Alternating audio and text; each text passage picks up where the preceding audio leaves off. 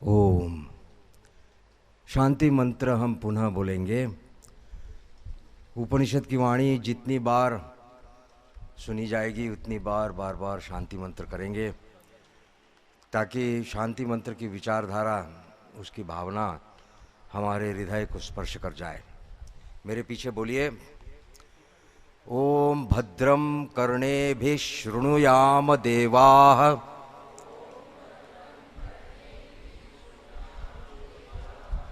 भद्रं पश्येमाक्षभिर्यजत्राः, स्थिरैरङ्गैस्तुष्टुवांसस्तनूभिः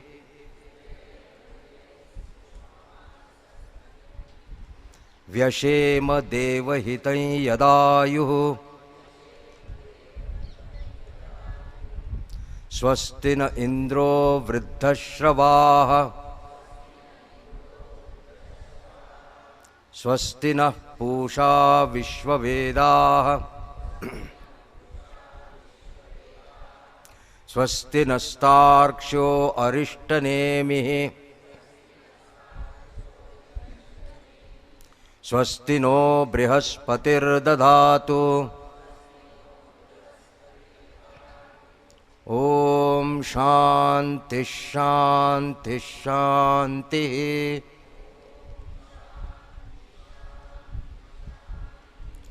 हरि ओम। मुंडकोपनिषद हम देख रहे हैं। अब अगले पर्व में चलते हैं। मुंडकोपनिषद में हमने देखा कि यह ब्रह्म विद्या है। इस ब्रह्म विद्या की एक परंपरा है।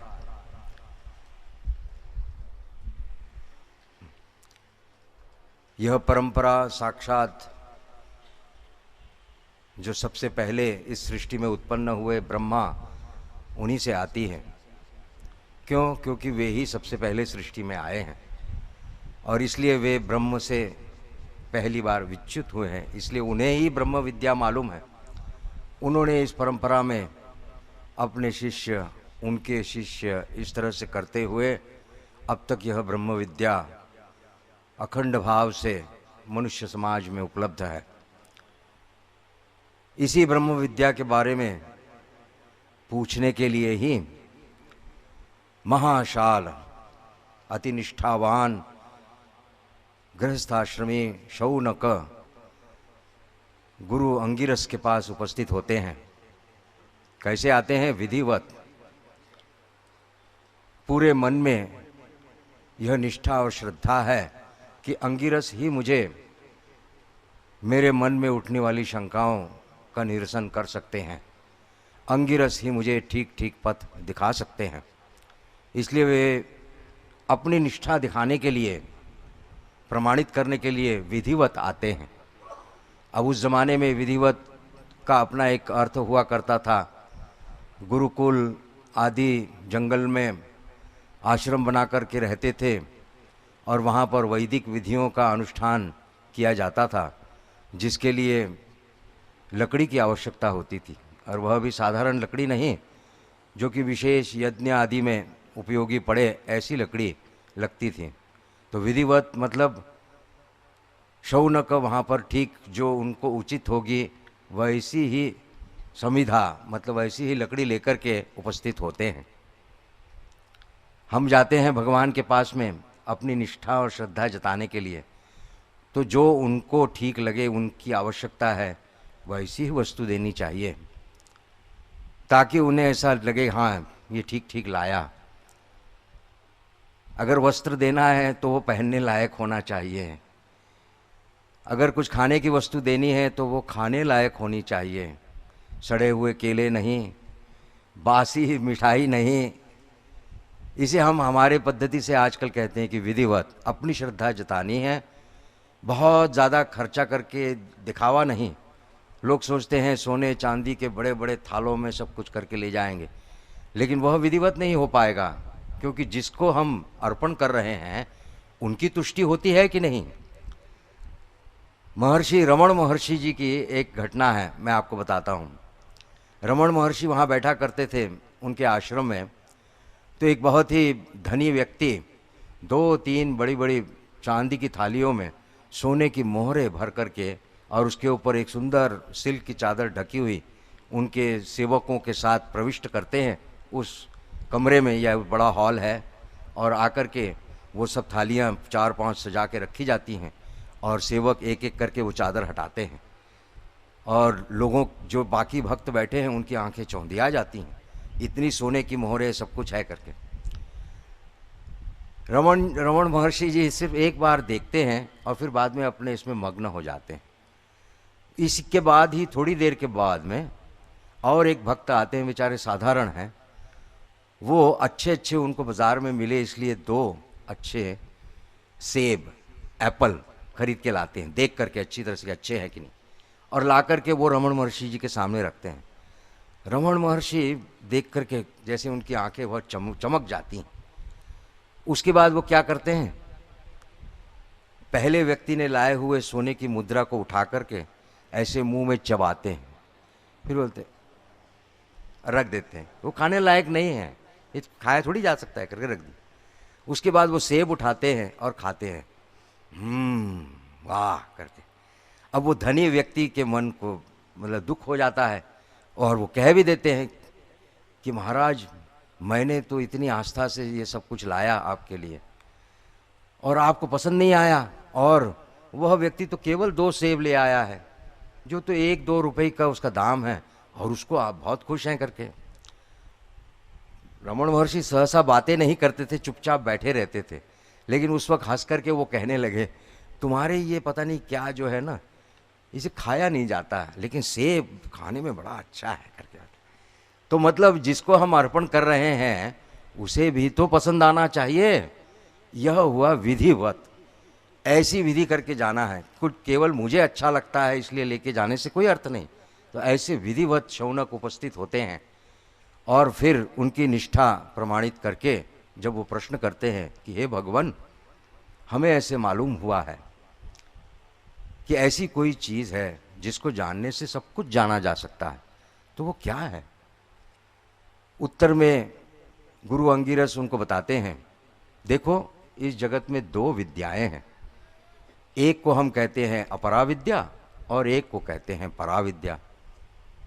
इस जगत की जितनी सब विद्याएं तुम्हें दिखाई देती हैं, ये विद्या वो विद्या, संगीत विद्या, नृत्य कला विद्या, जो भी कोई विद्या हो, वो सब की सब विद्याएं, इन्हें हम अपरा विद्या कहते हैं।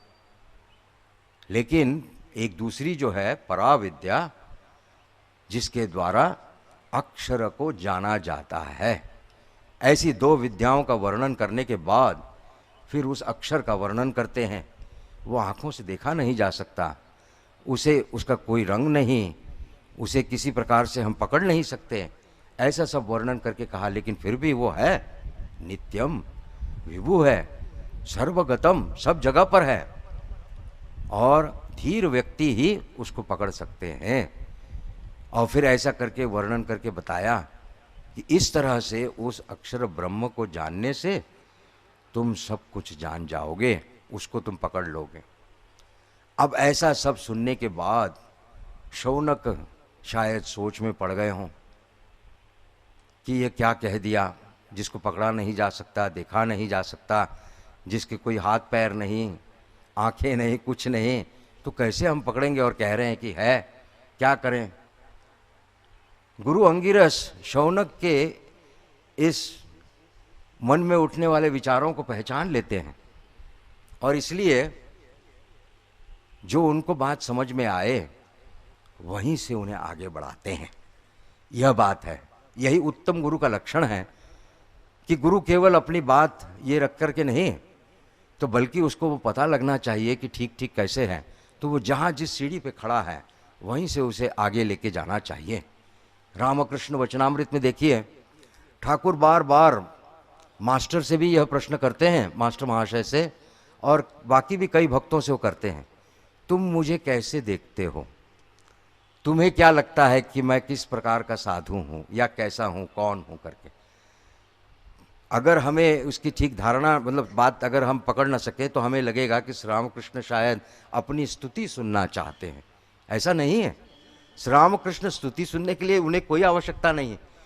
उन्हें मैं श्रेष्ठ हूँ ये किसी के द्वारा प्रमाण करने की ज़रूरत नहीं है। उनकी अनुभूति उन्हें बता रही है, क्योंकि वो सब कुछ देखते हैं। इसलिए तो फिर क्यों प्रश्न पूछते हैं?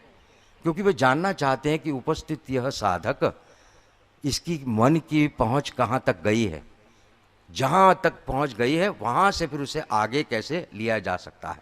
पूरे वचनामृत में इस प्रश्न को लेकर के एक बार अगर आप खोल करके देखें धीरे धीरे, तो देखिए कि मास्टर महाशय को ये कम से कम 1 दर्जन बार यह प्रश्न पूछा गया है, और हर बार मास्टर उसका उत्तर अलग अलग दे रहे हैं। इससे श्री रामकृष्ण को पता लग रहा है कि हाँ, इनकी उन्नति हो रही है और एक अगली सीढ़ी इन्होंने पकड़ ली।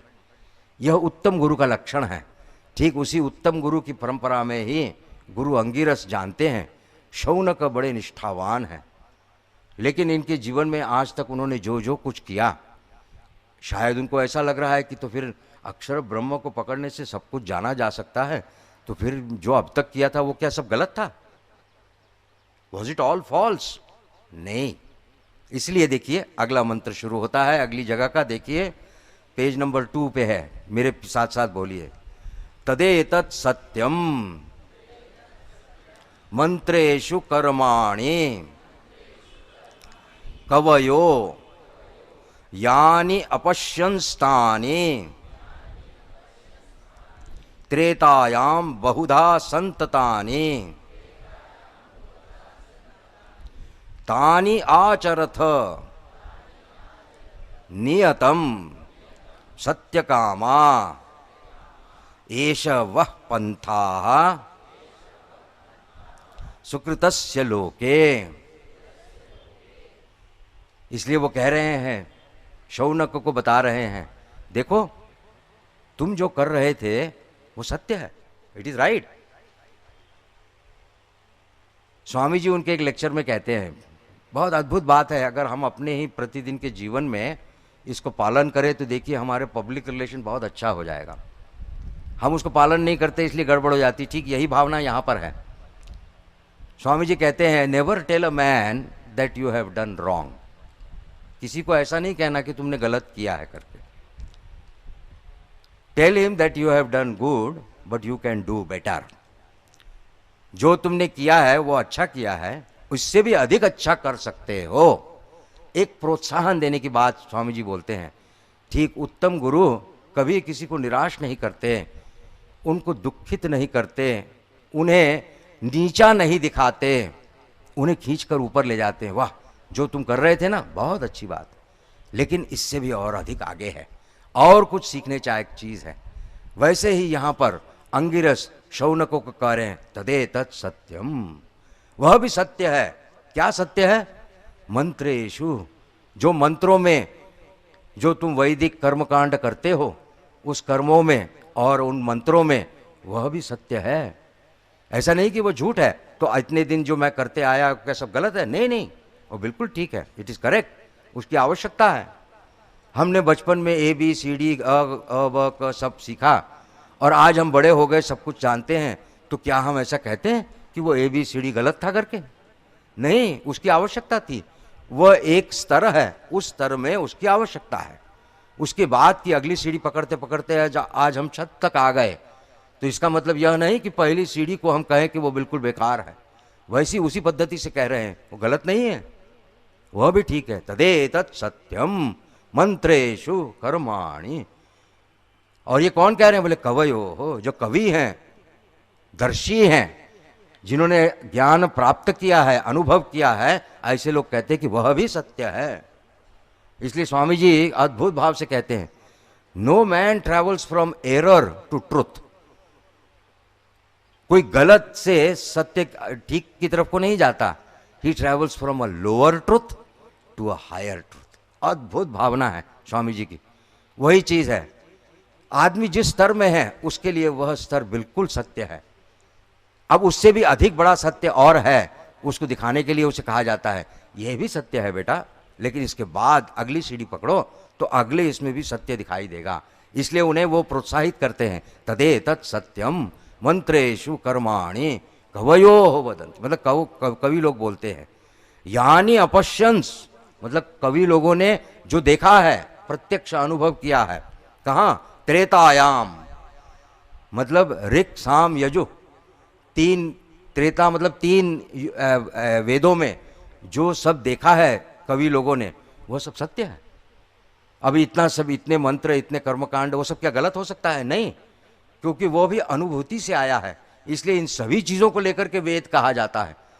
वेद केवल उपनिषदों को लेकर के नहीं, या वेद केवल कर्मकांड को लेकर के नहीं, या वेद केवल स्तुति पर स्तोत्रों को लेकर के नहीं, सबको मिला करके एक, सब चीज़ को लेकर के वेद कहा जाता है, क्योंकि वह सब अनुभूति से आया है। इसलिए पश्यंस्तानि त्रेतायाम बहुधा संततानि, तीन वेदों में जिसका बहुत विस्तार किया गया है, वह सब सत्य है। और इसलिए उसे उन्हें कहते हैं तानि आचरथ, उनको तुम पालन करो, रोज नित्य पालन करने की आवश्यकता है।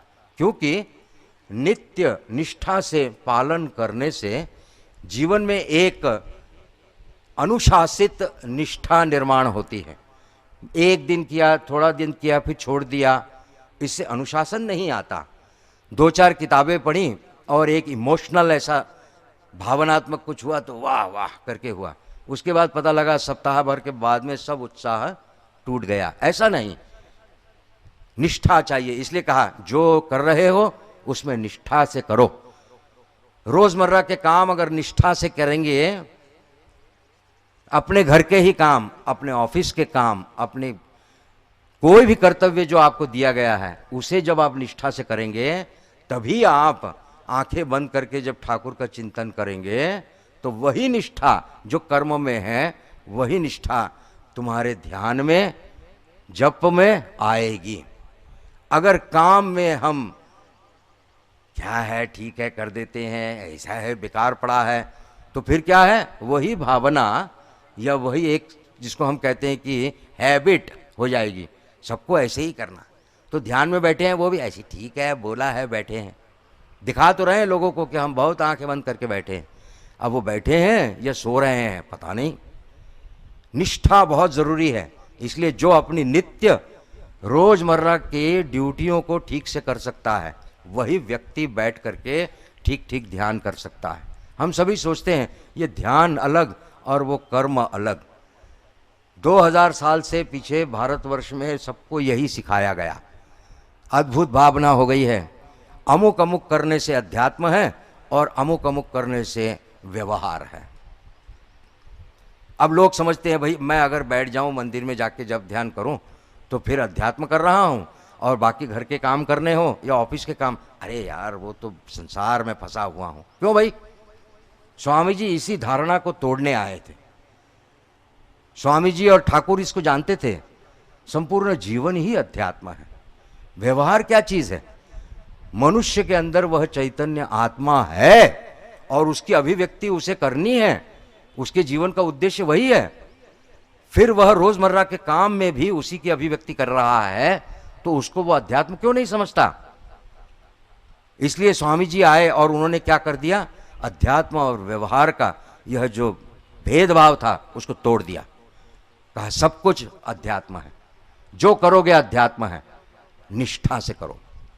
ऑफिस का काम है, निष्ठा से करो। घर का काम है, निष्ठा से करो। जो भी काम करना है निष्ठा से करो। जहां पे बैठोगे वहां पे निष्ठा से उसको करो। यहां बैठे हैं तो निष्ठा से उसे सुनो कि स्वामी जी लोग क्या कह रहे हैं। घर में जाओगे तो घर क्या, ऐसा नहीं कि यहां बैठ के घर की चिंता और फिर घर में जाकर के सोचा अरे यार स्वामी जी इतना अच्छा बोल रहे थे और मैंने नहीं किया। ठाकुर इसकी कहानी बताते हैं ना, दो मित्र थे आप लोगों ने पढ़ी है, वचनामृत में आती है ये सब भावना कहानियां, फिर भी बता रहा हूं। दो मित्र थे, चलते चलते देखा एक ने वहां पर क्या कहते हैं उसको कि वेश्याओं को देखा, तो उसको ये एक को इच्छा हुई, वो तो चला गया वहां पर। दूसरा आदमी उधर में गया, भागवत पाठ हो रहा था, वहां चला गया करके। अब जो भागवत पाठ में बैठा है वो सोचता है यार मैं कहाँ बैठा हूँ, बड़ा बोर हो रहा हूँ और मेरा दोस्त वहाँ मज़े उठा रहा है करके। और उसके बाद में वो जो वहाँ गया था वो सोचता है अरे यार मैं कहाँ फंस गया, मेरा दोस्त वहाँ भगवत नाम सुन रहा है करके। जब दोनों मरे तो पहला वाला जो गया था वहाँ पर मज़े लूटने, उसको तो ले गए स्वर्ग में और दूसरे वाले को ले गए नरक में। क्यों? क्योंकि वो वहाँ पे जाने के बाद भी ईश्वर चिंतन कर रहा था करके। लेकिन कहानी का मर्म किस लिए बताया? अरे जहाँ जहाँ जो चीज़ करनी है उसको करो ना। भागवत में बैठे तो भागवत को करो, मज़े करने तो मज़े करो, लेकिन उसे भी निष्ठा से करो। आधी हमारी ज़िंदगी चली जाती है कि कोई चीज़ हम निष्ठा से नहीं करते, घबराहट में डरे रहते हैं। कोई आनंद अगर मिल रहा हो तो उस आनंद का ये डर लगा रहता है कि कहीं ये आनंद स्विच ऑफ ना हो जाए, इसके बाद दुख आने वाला है। इसी डर से उस आनंद को भी हम एंजॉय नहीं कर पाते। जो चीज़ करनी है निष्ठा से करो। इसी निष्ठा की बात यहाँ पर अंगिरस शौनक को सुना रहे हैं। कहते तदेतत् सत्यम, वह सत्य है। तानि आचरत, इसका पालन करो। नियतम, प्रतिदिन पालन करो। सत्य कामाः, तुम्हारी इच्छा है ना कि मुझे ये चाहिए, मुझे वो चाहिए, तो बोला है वो करो, उससे होता है। ठीक से पढ़ाई करोगे। आप बच्चों को बताते हैं ना, बेटा अभी तेरा 10th है, फिर 12th है, अच्छे से पढ़ ले, फिर कैट एग्ज़ाम होगी, वो होगी, तो तेरे को अच्छे कॉलेज में एडमिशन मिल जाएगी, मेडिकल में मिल सकती है, इंजीनियरिंग में, IIT में। ठीक से पढ़ ले अभी करके, निष्ठा से पढ़, तब मिलेगी, वो मिले। वही कह रहे हैं यहाँ पर, निष्ठा से करो, सत्य कामा, मिलेगा। जिसके लिए कर रहे हो वो सब मिलेगा कर। और इसलिए कहते एष वह पंथा, यह वही रास्ता है। क्या? सुकृतस्य लोके, अच्छे लोक में जाना है तो उसके लिए यही रास्ता है, इसलिए उसे करो। वो गलत चीज़ नहीं है, वो परंपरा से मनुष्य समाज में आई है, तो उसे करो। इसलिए पढ़ो, नहीं तो ऐसा लगेगा कि भाई हमने उपनिषद पढ़ लिया, अब क्या करना है, इसके बाद घर जाकर के डिक्लेयर कर दिया। अगर माताएं घर में जाकर के डिक्लेयर करें अपने हस्बैंड को, मैं स्वामी जी से उपनिषद सीख लिया, now I am going to do only Brahma vidya, खाना वाना तुम बनाओ तो हो गया गड़बड़। फिर आकर के वो बोलेंगे स्वामी जी क्या, स्वामी जी उपनिषद पढ़ाया, यहाँ तो खाना ही बंद करवा दिया हमारा आपने। ऐसा नहीं होना है। यहाँ पे उपनिषद सुनना और वहाँ पे ठीक निष्ठा से वो करना, वो निष्ठा होगी तो फिर यहाँ की भी निष्ठा होगी। यही बात यहाँ बता रहे हैं। और उनकी निष्ठा को पक्का करने के लिए ही इसके बाद के कई मंत्र वहाँ पर आते हैं, लेकिन मैंने एक उदाहरण के लिए सिर्फ मंत्र यहाँ लिया है कि वो ये जो बताई उन्होंने कि मंत्रेषु कर्माणि, जो निष्ठा है क्या है, उसका एक वर्णन करने के लिए एक मंत्र है। इसका अगला देखिए, यदा लेलायते ह्यर्चिः समिद्धे हव्यवाहने तदा आज्य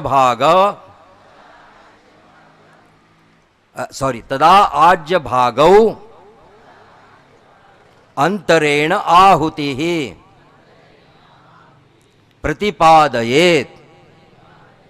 अब वो विधि बता रहे हैं, वो विधि से उनको समझा रहे हैं। उसके बाद में और भी मंत्र हैं, फिर वो ऐसे वो अग्नि की ज्वाला उठेगी, फिर वो होगा, और 7 प्रकार की होती हैं, इसलिए काली कराली च करके आप बाद में पढ़ लेना घर में जा कर के। यहाँ बताया कि जब वह अच्छी तरह से प्रज्वलित अग्नि समिद्धे और हव्यवाहने, उसको वाहन करके कहा है। हम जो आहुति देते हैं देवताओं के प्रति, अग्नि को उसका वाहन मानते हैं, इसलिए कहा ये 2 विशेषण लगाए गए हैं अग्नि के। यदा लेलायते ही अर्ची, अर्ची मतलब अग्नि, अग्नि जब अच्छी तरह से समिद्धे हव्यवाहने, जो हव्य वाहन है, हम जो हव्य दे रहे हैं उसका वाहन है वो, ऐसा जब वो अच्छी तरह से, जब लेलायते मतलब उसकी जब ज्वालाएं ऊपर ऐसी आ जाने लगेंगी और उसके 2 भाग हो जाते हैं, जब ऊपर आती है तो एक इधर ऐसे करके ऐसा फाक दिखाई देता है, तो उसको कह रहे हैं तदा, तब ऐसा जब वो 2 फाक दिखाई देने लगे, तब आज्य भागौ, मतलब वो जो 2 फाक है, वो जो 2 ज्वालाएं निकली हैं उसके ठीक बीच में आज्य भागौ, वहां पर अंतरेण आहुति प्रतिपादयेत, उसके बीच में अंतरेण, वहां पर उसमें वो आहुति को तुम डालो। मतलब यहां पर बताया कि जो तुमने विधि तुम कर रहे हो उस विधि का एक अर्थ है और उसकी एक निष्ठा है। इसको निष्ठा को दिखाने के लिए कहा। ऐसे तैसे नहीं कि अग्नि हुई चल डाल दे उसमें एक और एक डाल दे, ऐसा नहीं है। उसकी एक प्रॉपर विधि है, उस ठीक विधि से करना है। कब आहुति देनी है कि जब वो अग्नि ठीक ठीक प्रज्वलित हो जाए, जब उसमें ठीक उस प्रकार की ज्वालाएं निकलने लगें, तो ठीक उसके बीच में वहां पर वो आहुति देनी है। इसी उद्देश्य से यहाँ पर शौनक को अंगिरस बता रहे हैं, क्योंकि उन्होंने ये सब कर लिया है, इसलिए वे जानते हैं, उसको समझाते हैं। और इस तरह से तू अगर करेगा तो फिर तेरे को वो सुकृत लोक में ले जाने के लिए वो देवतागण खुद आएंगे और कहेंगे आजा आजा, चल वहाँ पे तेरे को ले जाता हूँ करके। ऐसे भी बहुत अद्भुत मंत्र है वो, ए ही करके। मैंने नहीं लिया, समय के अभाव में हमें और भी बहुत कुछ देखना है। तो यहाँ पर शौनक को यह बताया जाता है कि जो तुम कर रहे हो और जो अब तक किया वो गलत नहीं, वो भी सत्य है, लेकिन उसे निष्ठा से करो, ठीक ठीक देख करके करो, जैसी विधि है वैसे करो। क्यों? क्योंकि अगर विधि से नहीं किया तो उससे गड़बड़ हो सकती है। ये देखिए अगला मंत्र, यस्य अग्निहोत्रम अदर्शम अपौर्णमासम अचातुर्मासम अचातुर्मास्यम अनाग्रयणम अतिथिवर्जितंच अहुतम अवैश्वदेवम अविधिना हुतम आसप्तमांश तस्य लोकान हिनस्ति। निष्ठा की बड़ी जबरदस्त आवश्यकता है। ठीक ठीक से निष्ठा से करोगे और ठीक उस निष्ठा का प्रदर्शन किया, बताया कि कैसी निष्ठा होनी चाहिए, ठीक ठीक देख करके करना है। और नहीं किया तो गड़बड़ हो जाएगा पूरा, उसका वर्णन कर रहे हैं। अग्निहोत्र एक विधि थी जो सभी गृहस्थों को उस वैदिक काल में करना आवश्यक बताया गया था, क्योंकि मनुष्यों को उनकी पशु वृत्तियों को छोड़कर मनुष्य बनने के लिए और फिर उसके बाद दिव्य अवस्था प्राप्त करने के लिए उसे एक नियमानुवर्तिता में डालने की आवश्यकता थी।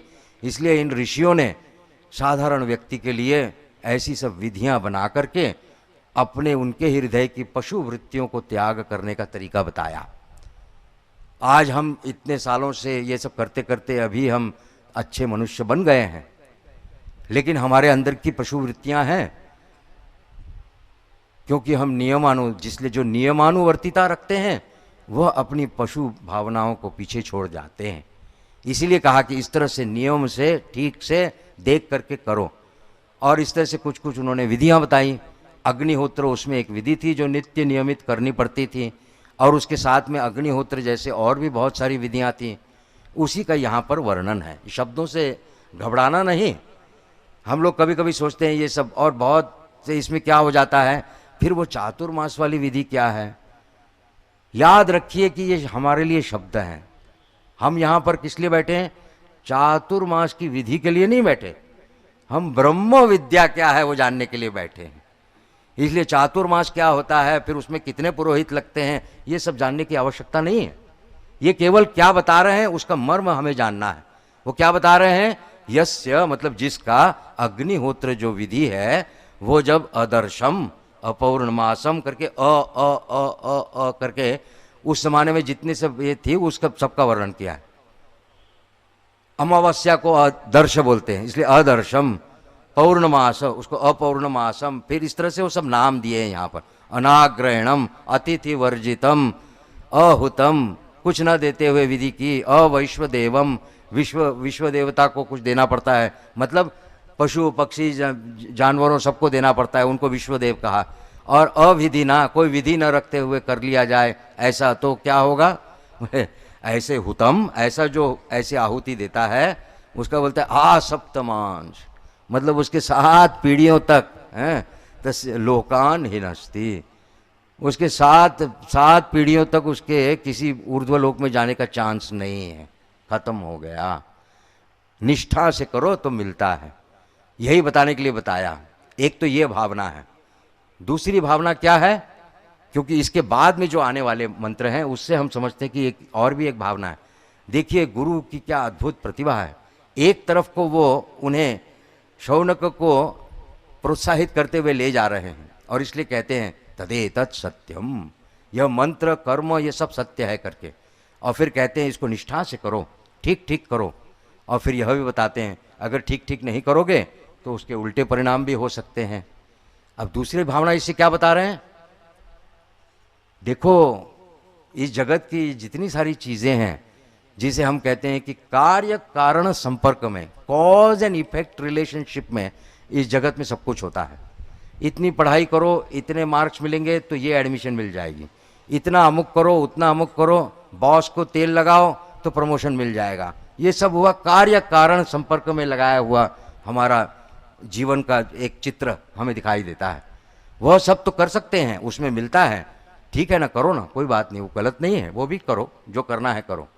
लेकिन इतना सब करके क्या है, एक भी अगर गलती कर दी ना पूरा पानी मट्टी हो जाता है।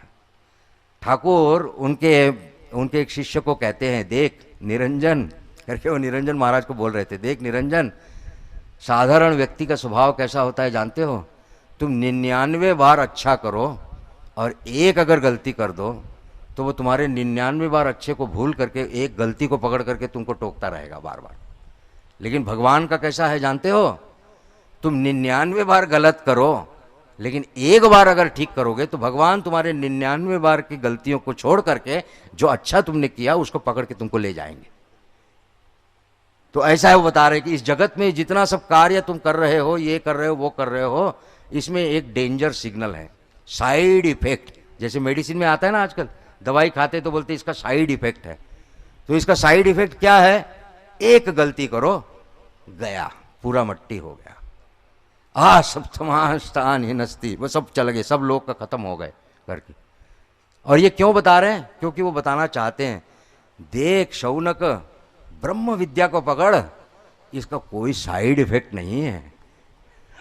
गीता में भी आता है, द्वितीय अध्याय में आपने देखा होगा, भगवान उसको सब आत्म तत्व बताने के बाद में फिर कहते हैं, देख मैंने तेरे को वो भी है ये भी है, अब मैं तेरे को ऐसी एक ये बुद्धि देता हूं जिसका कोई साइड इफेक्ट नहीं है, खोज के निकालिए। मैं नहीं बोलूंगा गीता का श्लोक, आप सब बहुत सिंसियर साधक हैं, I give you a challenge, कल मैं पूछूंगा आपसे कि वो गीता का कौन सा मंत्र है, चैप्टर भी बोल देता हूं, दूसरे चैप्टर में है, सेकंड चैप्टर में, खोज के निकालिए, जहां बताया है कि कोई साइड इफेक्ट नहीं है। वैसे ही बताया जा रहा है कि यह जो चीज बताई जा रही है ना, इसमें कोई साइड इफेक्ट नहीं है। ब्रह्म विद्या को जीवन में लाओगे तो इसमें अगर तुमने 1000 भी गलती कर ली तो उसका कोई साइड इफेक्ट नहीं होगा। 10 बार 1000 बार तुम क्या बोलते ना कि ठोकर खा के नीचे गिर जाओगे, नहीं कर पाओगे, कोई चिंता की बात नहीं, कोई कुछ नहीं जाएगा तुम्हारा। और ऐसे 1000 बार छलांग लगाते लगाते एक दिन तुम ठीक पकड़ लोगे ब्रह्म विद्या को, तो कोई साइड इफेक्ट नहीं, घबराने की बात नहीं, करते चले जाओ, गलती होती रहेगी, कोई चिंता की बात नहीं। लेकिन इस दुनियादारी में एक भी गलती अगर कर दी तो गया, आउट ऑफ द राउंड। वो ओलंपिक गेम्स में होता है ना, एक राउंड में अगर आप नहीं पहुंच सके पहले 3 में तो खत्म, you are out of the Olympics completely. ऐसा नहीं है ब्रह्म विद्या में, अध्यात्म विद्या में ऐसा नहीं है, कोई साइड इफेक्ट नहीं है। करो ना तुम 1000 बार, लाख बार करो। इसलिए स्वामी जी बोलते, a million times you fall down, a million and 1 times get up and say I will do it again. कोई फर्क नहीं पड़ेगा, मिल जाएगा। उसको समझाने के लिए उसे कह रहे हैं कि देख वो अच्छा तो है, इट इज करेक्ट, उससे क्या मिलता है तेरे को, निष्ठा। तेरे जीवन में तुझे क्या मिलेगा, निष्ठा। उस निष्ठा को तू ले। अब क्या कर कि इस निष्ठा को तू अपने इस ब्रह्म विद्या के लिए लगा। इसको सीख करके यह कर्म और तुम्हारे कार्य कारण संपर्क जड़ित जितने भी जगत के कार्य हैं, इनको निष्ठा से करके उसी निष्ठा को अब तू यहां ब्रह्म विद्या में लगा, यह बताने की कोशिश कर रहे हैं उसको। इसलिए कहा कि देख, क्योंकि यही कार्य कारण संपर्क के कर्म में एक गलती हुई तो गया, ऐसा करके फिर इसलिए कह रहे। देखिए अगला मंत्र बोलिए मेरे साथ, प्लवाहि एते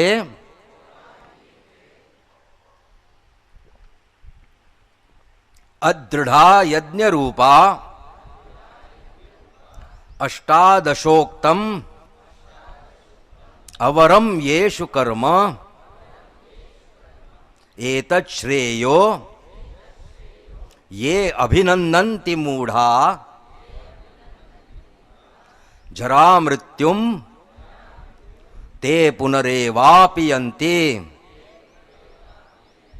ये बता रहे कि ये जितने सब कुछ हैं ये कैसे हैं, ये जो साइड इफेक्ट वाले कर्म, कार्य कारण संपर्क वाले क्या हैं, प्लवा। पानी जैसे बह के चला जाता है वैसे हैं, बह के चले जाएंगे। एक बार रोज रोज रोज रोज। अभी हम लोग शिमला में 3 साधु हैं, एक महाराज जी वहाँ खाना बना करके हमको खिलाते हैं, हमारे यहाँ कोई वर्कर नहीं है करके। आज 3 महीने से ऊपर हो गया, वो स्वामी जी रोज़ खाना बनाते हैं। तो एक दिन बेचारे बोर हो गए, कहे क्या बनाऊं करके ऐसा। तो मैंने कहा अरे कुछ भी बना दे, खा लेंगे करके। बोले आप कुछ नहीं बोल रहे करके, आपको गुस्सा नहीं आ रहा इस तरह से मैं पूछ रहा हूँ। मैंने कहा नहीं यार, मुझे तो सिर्फ ये याद आ रहा है, मैं अपनी माँ के बारे में सोच रहा हूँ। Years and years together she went on every day. वो खड़ी सुबह में उठ करके वो निष्ठा से वो खाना बनाती रही 3 बार 4 बार और सब करती रही, थैंकलेस जॉब। हमने खाया तो बड़े प्रेम से सब, और कभी ऐसा नहीं बोला कि माँ थैंक यू बड़ा अच्छा हुआ। बल्कि क्या हुआ, एक दिन शायद माँ थकी हुई थी या थोड़ा सा इधर उधर मन चला गया, गड़बड़, ये क्या खिलाया है, ये क्या दे रही हो करके यही बोलने लगे हम। ऐसा है वो प्लवा। This world is like this. ये जगत ऐसा है, इसका इतना भयंकर साइड इफेक्ट है। सालों साल अच्छा करो, एक गलती कर दो बस उसको पकड़ करके बैठ गए और कहा कि सब बेकार। अरे इतने दिन जो अच्छा किया उसको नहीं देखा। हमारे मनुष्य व्यवहार में देखिए हम ऐसा करते हैं। हमारे ही साथ में थे, उन्होंने सब दिन प्रतिदिन ठीक ठीक किया, लेकिन कभी स्तुति की हमने, कभी नहीं, कभी थैंक यू अच्छा नहीं बोला। अच्छा बोलना चाहिए ना करके। एक सज्जन थे, वो कभी स्तुति नहीं करते थे अपनी पत्नी की, और पत्नी बेचारी मेहनत करके बहुत बढ़िया खाना सब बनाती थी। उनको ये आदत हो गई थी कि कुछ ना कुछ गलती निकालना, ये गलत है, वो गलत है, ये बेकार है, ऐसा सब कर। एक दिन पत्नी ने पकड़ लिया कि आज कोई गलती निकाल ही नहीं सकते करके उन्होंने इतना बढ़िया सब देख करके खाना बनाया और फिर परोसा।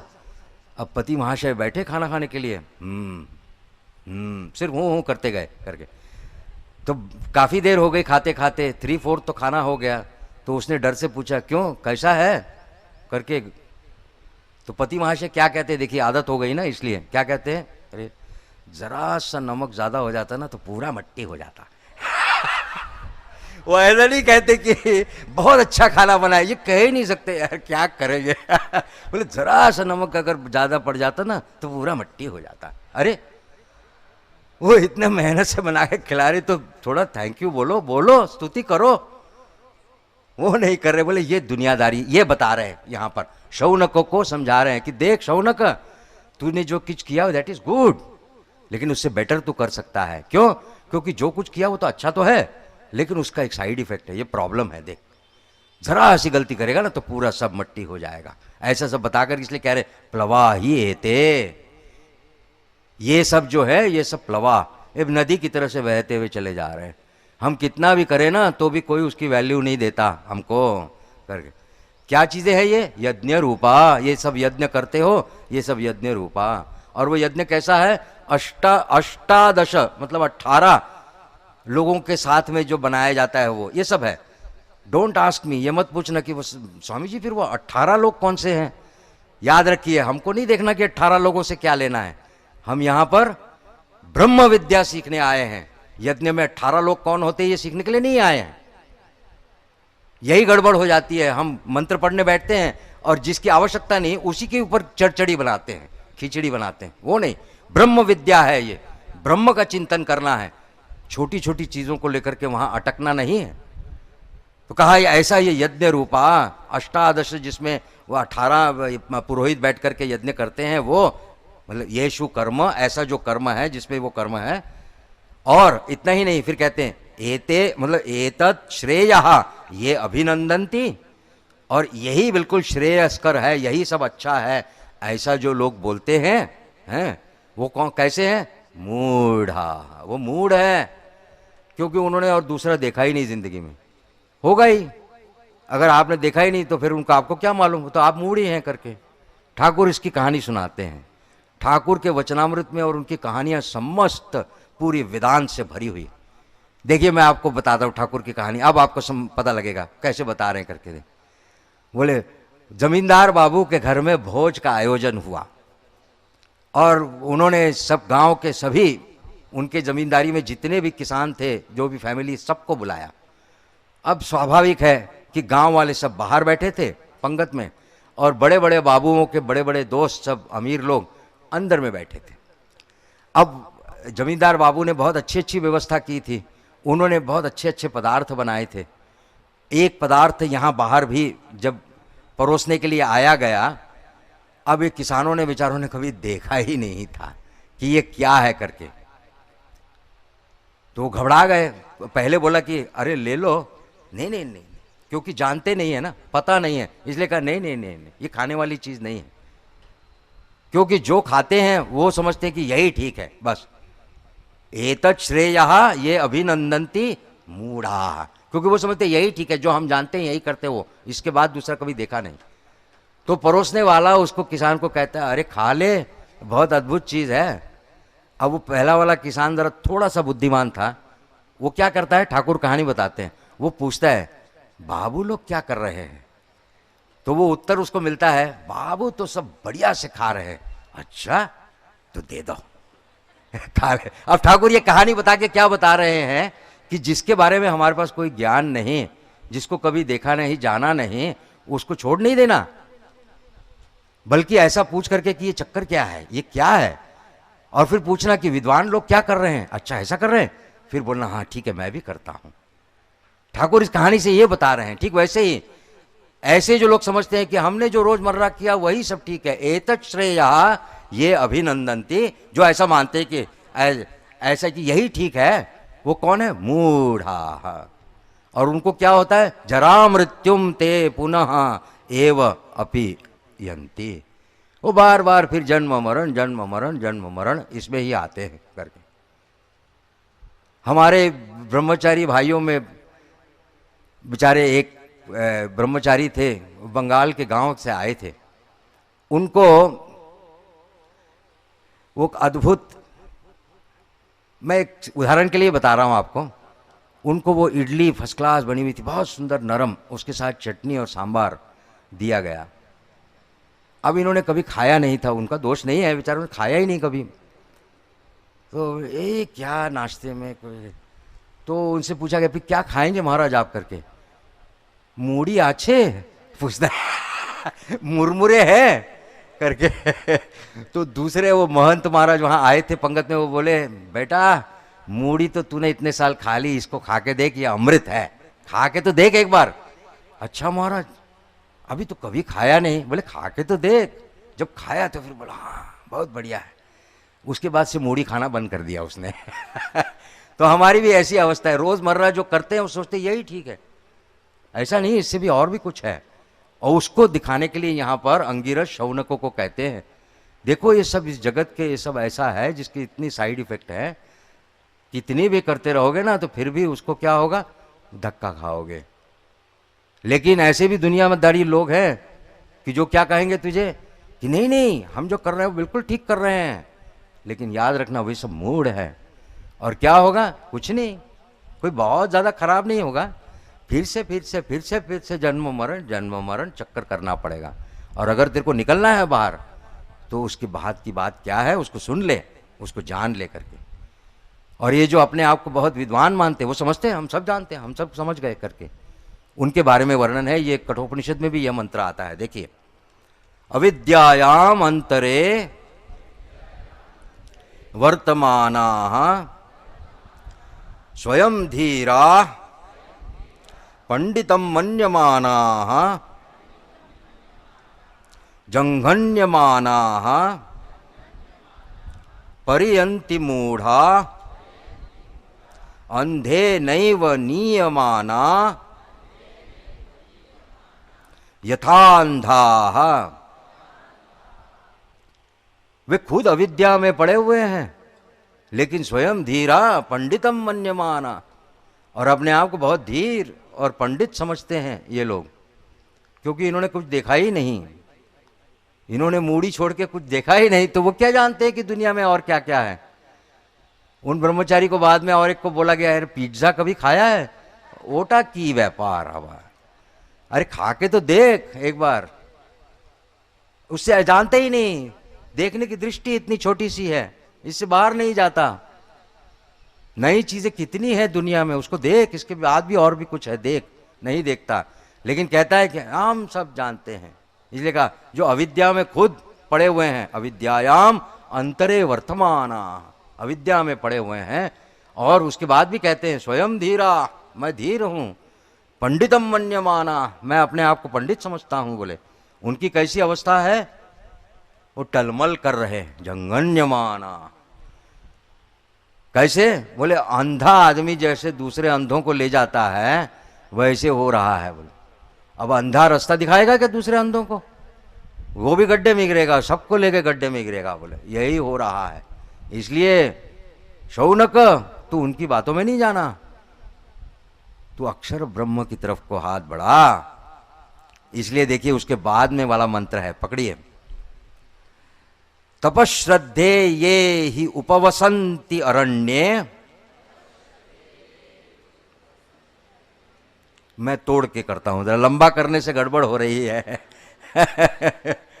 गलती से आदत पड़ गई ना पूरा बोलने की, इसलिए। अच्छा, तपश्रद्धे ये ही उपवसंति अरण्ये शांता विद्वांसो भैक्षचर्याम चरन्तः सूर्यद्वारेण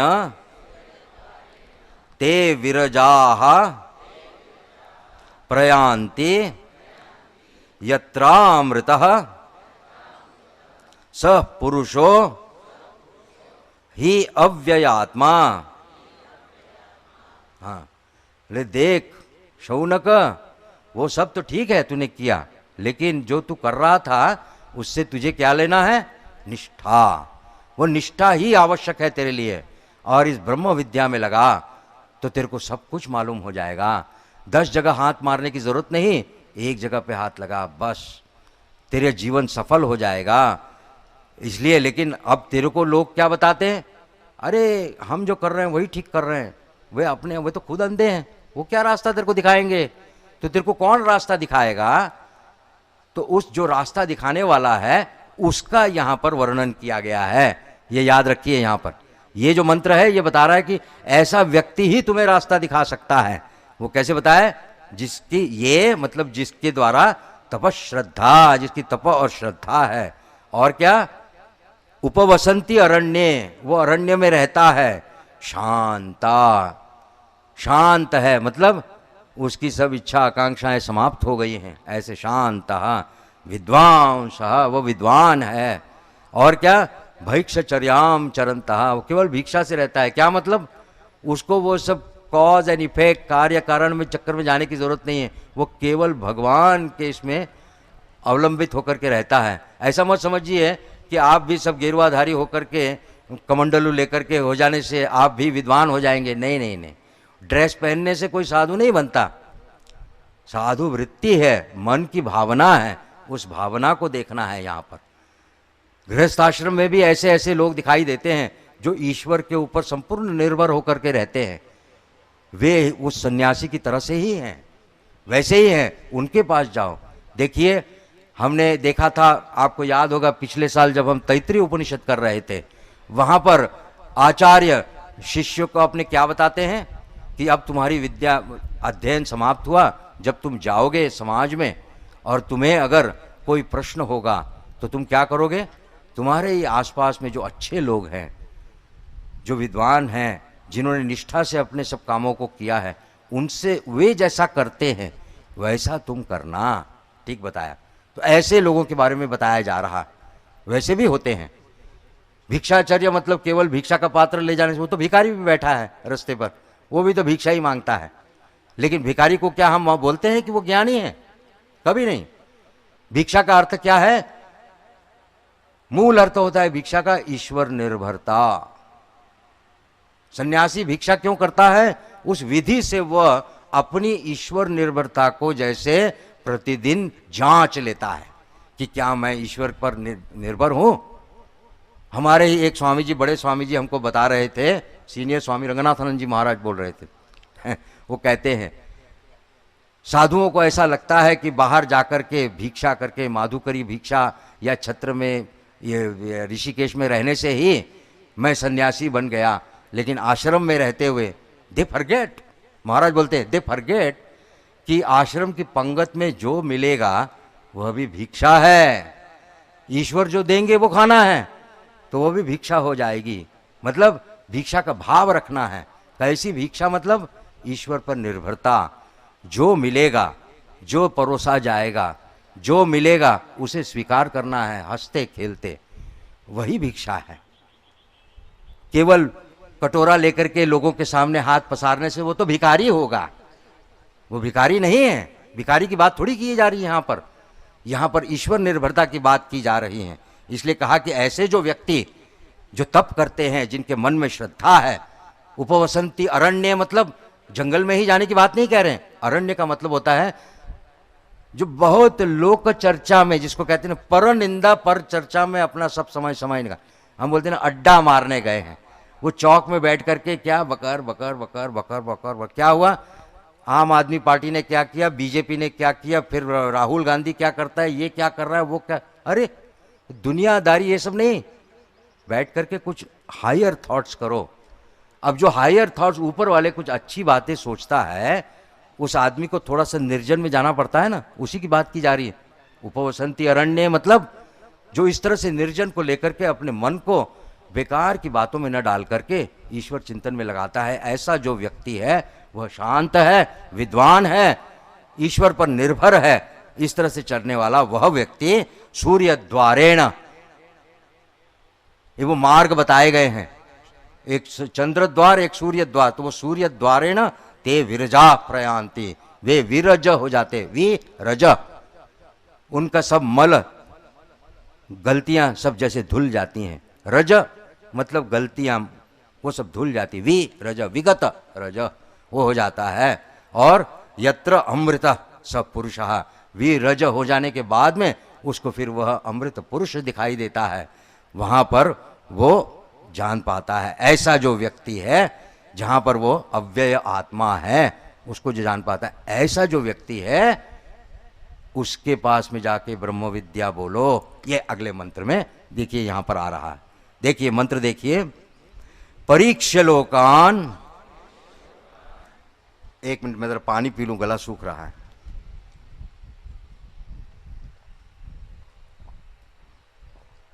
कर्मचितान ब्राह्मणो निर्वेदमायात नास्ति अकृतः कृतेन तद्विज्ञानार्थम स गुरुमेवाभिगच्छेत् समित्पाणिः श्रोत्रियं ब्रह्मनिष्ठम।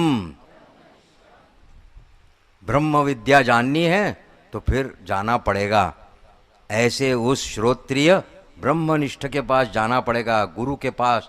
स गुरु में एव अभिगच्छेत, किस लिए? तद विज्ञानार्थम, उसको जानने के लिए, उस ब्रह्म विद्या को जानने के लिए वह समित पाणी होकर के जा रहा है। समित मतलब वो लकड़ियां, वो हाथ में लेकर के वो जाता है, मतलब योग्य विधिवत उसके पास जाना पड़ेगा, गुरु के पास में। और वो गुरु भी कैसा है? श्रोत्रिय है, ब्रह्मनिष्ठ है। और उसको क्या करना है उसके अगले मंत्र में आता है। लेकिन इससे पहले अब गुरु के पास पहुंचना है, उसको ब्रह्म विद्या पूछनी है। लेकिन क्या होता है कि वो ब्रह्म विद्या पूछने की इच्छा तो तभी निर्माण होती है जब तक हमारा मन बाकी चीज़ों से न उठ जाए। आज इस नागपुर में लाखों लोग रहते हैं, आप लेकिन शौनक की तरह से निष्ठावान हैं, क्योंकि आप यहाँ ब्रह्म विद्या सीखने आए हैं। बाकी तो लोग घूम रहे हैं इधर उधर, उनको नहीं चाहिए कुछ सब ये चीज़ें, लेकिन आप आए हैं, यहाँ पर बैठे हैं, इतना गर्म लग रहा है, उस गर्मी में बैठे हैं। मुझे तो शायद पंखा मिल रहा है, आपको पंखा भी नहीं है, इतने कष्ट में आप बैठे हैं, आप जानना चाहते हैं, आपकी निष्ठा है। इसलिए आप ठीक ठीक उपयुक्त हैं। उसी उपयुक्त, तो ये उपयुक्त तो क्यों, उसका वर्णन पहली लाइन में किया है, वो आपके जीवन में भी है। याद रखिए, कभी कभी लोग सोचते हैं नहीं ये पता नहीं किसके लिए, ऐसा तो हमारा नहीं। नहीं नहीं, आप हैं ऐसे। देखिए क्या बताया, कह रहे हैं परीक्ष लोकान, वो ब्राह्मण, ब्राह्मण मतलब जाति से ब्राह्मण नहीं कहा वहां पे, जिसकी वृत्ति ब्राह्मण है, जो ब्रह्म की चिंता करता है वो ब्राह्मण है। और गले में वो यज्ञोपवीत लगा करके फिर वो अगर दुनियादारी की चिंता करते हैं तो वो ब्राह्मण नहीं है। जो ब्राह्मण है वो कैसे, उसने दुनियादारी सब कर ली, इसलिए कहा परीक्ष, चारों तरफ से देख ली। परीक्ष क्या, लोकान, इस समस्त लोगों को देख लिया। कैसे हैं लोग, कर्मचिदान, कॉज एंड इफेक्ट से भरे हुए हैं। ये करो तो वो मिलेगा, वो करो तो ये मिलेगा, इस तरह से सब भरे हुए हैं। ऐसा देख करके उस ब्राह्मण को, उस सद व्यक्ति को क्या पता लगा, निर्वेदम आयात, उसको वैराग्य प्राप्त हो गया। निर्वेद का अर्थ होता है वैराग्य। मुंडक उपनिषद एकमात्र उपनिषद है कि जहां पर वैराग्य की इतनी स्पष्ट परिभाषा की गई है। तो हम कहेंगे क्या वैराग्य हुआ, मतलब क्या हुआ, लोग बोलते हैं ना इनको वैराग्य हो गया, क्या किया इन्होंने, घर छोड़ के रामकृष्ण मिशन ज्वाइन कर लिया। अरे सच्ची वैराग्य क्या हुआ उसको, वो पता नहीं, हो सकता कि घर में उसको रिस्पॉन्सिबिलिटी से डर था, वो आया होगा, सोचा मिशन में आ जाने से क्या है, 2 वक्त की फ्री में रोटी मिल जाएगी करके, उससे वैराग्य नहीं कहते। ठीक ठीक वैराग्य क्या है, सब कुछ कर लिया उसके बाद ये बात समझ में आ गई, इससे कुछ नहीं होता, वह वैराग्य है। आप लोगों ने भी अपनी जिंदगी में सब कुछ करके देख लिया और आपको अभी भी समझ में आता है कि कहीं शांति नहीं मिलती, इसलिए आप आते हैं ठाकुर के सामने बैठते हैं, और जैसे ही यहाँ बैठते हैं तो लगता है आह क्या शांत लगता है, इसलिए तो आते हैं ना। मेरा प्रवचन थोड़ी सुनने आते हैं, आप आते हैं ठाकुर के पास, आपको शांति मिलती है इसलिए आते हैं। इसलिए आपने, और ये शांति आपको कब प्राप्त हुई, आपने सब देख लिया, बाकी लोगों को तो नहीं लगता। मैं यहां कॉलेज में पढ़ता था इसी नागपुर में, और हॉस्टल में रहकर यहां पर आता था और यहां पर आकर के बैठता था, जब वो छोटा सा पुराना मंदिर था यहां पर। तो मेरे दोस्त मुझे मेरा मजाक उड़ाते, अरे कहाँ जा रहा है, मैंने कहा वो रामकृष्ण मठ में। रामकृष्ण मठ में, वे क्या कर, वहाँ क्या है, वहाँ क्या करने जा रहा है तू करके, ऐसे मजाक उड़ाते थे। उनको कोई इंटरेस्ट नहीं है, लेकिन मुझे मालूम था यहाँ बड़ी शांति मिलती है। तो मैंने देख लिया था कि कहीं शांति नहीं है, सब कुछ कर लिया, मज़े फजे। 3 साल ग्रेजुएशन में मैंने जितने मज़े किए, मेरे ख्याल से बहुत कम ही लड़के कर सकते हैं इसी नागपुर में। बहुत आनंद। अभी तो बहुत बदल गया, मेरे को सबसे बेस्ट खाना कहाँ मिलता है, सबसे बेस्ट सिनेमा कहाँ दिखाया जाता है, सब कुछ मालूम था मुझे। वो सब करके, सब देख करके मुझे पता लगा इसमें कुछ नहीं। परीक्षा लोकान, सब करी, परीक्षा कर ली, और फिर पता लगा कुछ नहीं है, निर्वेदम आयात। और क्या वैराग्य हुआ, उस वैराग्य की एग्जैक्ट परिभाषा बताई गई है, न अस्ति अकृत कृतेन। अकृत, कृ धातु से मतलब बनाया जाना, कृ कर्म आता है शब्द। अकृत मतलब जो बनाया नहीं गया है, मतलब जो अक्षर ब्रह्म है वो बनाया हुआ नहीं है, it's not a created thing. वो कृत के द्वारा, मतलब जो बनाया गया है उससे उसको नहीं पकड़ा जा सकता। तो चाहे मैं कितनी भी विद्या ले लूं, उससे मुझे ब्रह्म या शांति नहीं मिलेगी। ये बात समझ में आया कि उससे ये नहीं मिलेगा करके। वो ये कहानी के द्वारा, टाइम ऊपर हो रहा है, चाय पीने के समय हो गया, लेकिन हम कंप्लीट करके उठेंगे। ब्रह्म विद्या है, थोड़ी सी निष्ठा पकड़ के रखिए ऐसी। वो एक कहानी मैंने सुनी थी अद्भुत, कि एक व्यक्ति गली में कुछ खोज रहा था। उनके दोस्त आए, उन्होंने कहा क्या हुआ भाई, क्या खोज रहे हो? अरे यार चाबी खो गई है अलमारी की। तो वो भी खोजने लगे उनके साथ में, दोनों खोजते रहे। अब ये जो आए हुए सज्जन थे, उनको पता नहीं क्या लगा, उन्होंने कहा कहाँ खोई थी बताइए तो करके। तो कहा कमरे में खोई थी। तो अरे कमरे में खोई, तो यहाँ क्यों खोज रहे हो करके? अरे वहाँ लाइट नहीं है, यहाँ लाइट है ना, इसलिए यहाँ खोज रहा हूँ। अब चाबी कभी मिलेगी क्या? ठीक वैसा है कि जो चीज करने से जो मिलती है वही करना पड़ेगा। अब कृत के द्वारा अकृत कैसे मिल सकता है? इस बात को समझना कि ठीक जगह पे देखना है, तभी तुमको मिल सकता है। यह ठीक ठीक वैराग्य, ये बात समझ में जिसको आ जाती है उसको कहते हैं उसको वैराग्य आ गया। ठीक ठीक। लेकिन वो वैराग्य वैसे नहीं आता, हाथ पैर मार के मेहनत करके फिर आता है। ठाकुर इसकी भी कहानी सुनाते हैं। बंगला में बोलते डाणा व्यथा ना होले शरणागति होय ना। पंखों को उड़ा उड़ा के चलते चलते जब तक थक नहीं जाओगे तब तक ईश्वर शरणागति नहीं होती। कहानी है ना, जानते हैं ना, कि एक समुद्र के किनारे जहाज बैठा था और एक पक्षी शाम को आकर के उसने देखा अच्छा मस्तूल है उसका, उसके ऊपर बैठ गया और रात के वक्त में वो जहाज समुद्र में चला गया। जब दिन हुआ तो पक्षी को दिखाई दिया चारों तरफ पानी ही पानी है, क्या करेगा? तो पहले एक बार वो उत्तर की तरफ को गया, बहुत दूर जाने के बाद देखा अभी भी उसको जमीन दिखाई नहीं देती, फिर घबरा गया और कितनी दूर जाऊं, शक्ति कम है। फिर वापस आ गया और फिर उसी जहाज के मस्तूल पर बैठ गया। फिर से वो बोला नहीं एक बार और कोशिश करता हूं। फिर दक्षिण को गया, फिर वापस आया, फिर पूरब को गया, फिर वापस आया, फिर पश्चिम को गया, फिर वापस आया। चारों दिशाओं सब घूम घाम करके जब आ गया, अब पता लगा कि कहीं लैंड नहीं दिखाई देती, जमीन नहीं दिखाई देती। तो अब जो होगा इसी मास्तूल के साथ मेरा होगा, जीऊंगा मरूंगा सब। ऐसी पूर्ण शरणागति आ गई। लेकिन वो शरणागति कब आई? जब वो चारों दिशाओं को दौड़ के उड़ के सब करके आया तब।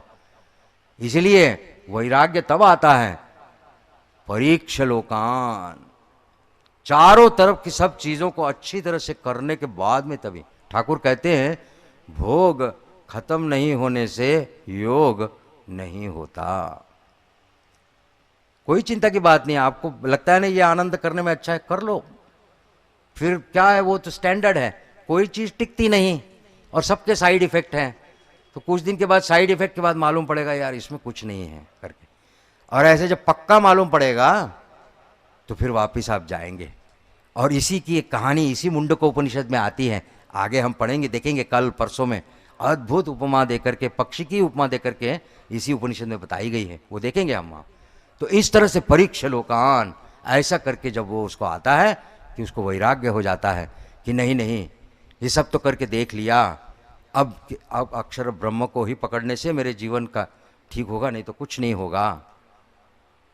तो वो कैसा वैराग्य है उसका? उसने जान लिया जिन चीज़ों को लेकर के मैं चल रहा हूं उन चीज़ों के द्वारा अक्षर ब्रह्म को नहीं मिल सकता। अक्षर ब्रह्म को प्राप्त करने के लिए मुझे ठीक ठीक व्यक्ति के पास जाना पड़ेगा, उसी को प्रश्न करना पड़ेगा। देखिए अगला मंत्र, तस्मै स विद्वान उपसन्नाय सम्यक प्रशांत चित्ताय क्षमान्विताय येनाक्षरम पुरुषम वेद सत्यम प्रोवाच ताम तत्वतो ब्रह्म विद्याम। ऐसी अवस्था होकर के वैराग्य प्राप्त करके हे शौनक वह व्यक्ति तस्मै उस आता है किसके पास में? गुरु के पास में पहुंचता है। और ऐसा जो गुरु के पास पहुंचा है समित पाणी होकर के उसको तस्मै, उसको सविद्वान मतलब वह विद्वान गुरु आचार्य क्या करते हैं? उपसन्नाय, उसके पास उस आए हुए उस व्यक्ति को, और वो कैसे? सम्यक रूप से प्रशांत चित्ताय क्षमान्विताय, ये सब उपसन्नाय के विशेषण लगाए गए हैं। मतलब सब प्रकार से शरणागति प्राप्त कर शौनक जब वो गुरु के पास आता है तो वो प्रशांत चित्त हो गया है, क्षम अन्वित, उसमें क्षम दम तितिक्षा सब आ गई है, क्योंकि उसने दुनियादारी सब करके देख ली, अब उससे कोई फर्क नहीं पड़ेगा, वो आ गया है। ऐसा उस व्यक्ति को ताम प्रोवाच, उसको उसने क्या बताता है? ब्रह्म विद्याम, वो बताता है जिसके द्वारा अक्षरम पुरुषम वेद सत्यम, वह सत्य पुरुष जिससे वो जान सकेगा, ऐसी ब्रह्म विद्या वो गुरु उसको बताता है। ये होता है। आप भी शौनक की तरह से आप में भी वैराग्य है। 100% नहीं होने से 20% तो है। तो डोंट वरी, मैंने जैसे कहा इसमें कोई साइड इफेक्ट नहीं है। 20% से भी चलेगा, उसको बढ़ाएंगे धीरे धीरे, है ना। आते रहिए, सोचते रहिए, चिंतन करते रहिए, वह वैराग्य बढ़ता चला जाएगा। ठाकुर के प्रति निष्ठा निर्माण होगी और फिर पता लगेगा ठाकुर ही हमको रास्ता दिखाएंगे, सब दुख कष्टों से दूर करेंगे। मतलब क्या जीवन बदल जाएगा? नहीं नहीं, हमें पता लगेगा ईश्वर ही सत्य है, बाकी सब अनित्य, आता है जाता है, अनइम्पॉर्टेंट, ऐसा हो जाएगा। इस तरह से ये भाग हमने देखा। कल फिर हम मुंडकोपनिषद में फिर से आएंगे और शौनक अंगिरस यह संवाद हम सुनेंगे। मेरे साथ शांति बोलिए। ओम शांति शांति शांति। हरि ओम तत्सत्। श्री राम कृष्णार्पणमस्तु। अब चाय